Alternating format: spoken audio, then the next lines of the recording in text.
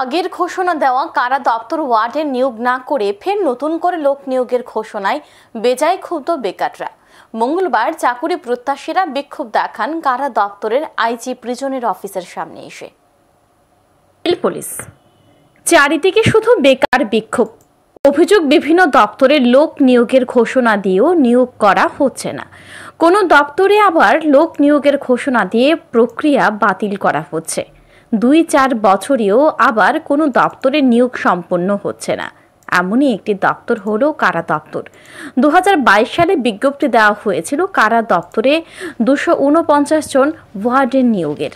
অভিযোগ 2 বছর পার হতে চললেও সেই প্রক্রিয়া আজও সম্পন্ন হয়নি।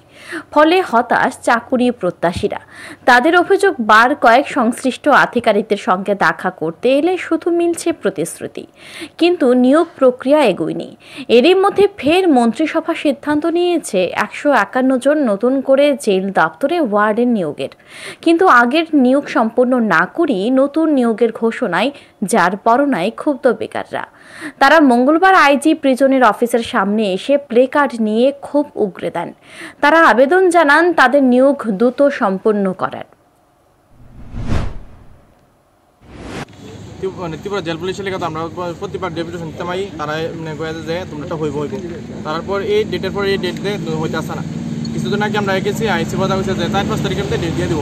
তো হনাবার সুশাসন নতুন ঘোষণা দিচ্ছে যে 151 জনের রিটার্ন এক্সাম হইব, তো ফিজিক্যাল নেওয়া চৈত আসে না। 14 জন মহিলা নিব, এর ভিতরে আবার দিচ্ছে যে 12 জন মহিলা আবার হইব। তো তারা যদি ডেটের পর ডেট পিছাই দেয়, আমরা তো রেড নেওয়ার মতন হইতো না। আমরা যদি বয়সটা ওপর এই জায়গা তো আমরা পরীক্ষাতে আমরা কী লাভ হইব। আমরা এখন দিন দিন বয়স ওভার হিসেবে আছে। আমরা সাধারণত খুব বেকারত্ব ছিল। আমরা আগামী কী করবো? আমরা দিন দিন বয়স ওভার হিসেবে আমরা পরের প্রসেসিংটা কীভাবে দিব? কবে নাগাদ নিয়োগ সম্পূর্ণ হবে তা বুঝে উঠতে পারছেন না চাকুরি প্রত্যাশীরা। এখন দেখার কারা দপ্তর কবে কারা দপ্তর 249 জনের নিয়োগ প্রক্রিয়া সম্পূর্ণ করেন।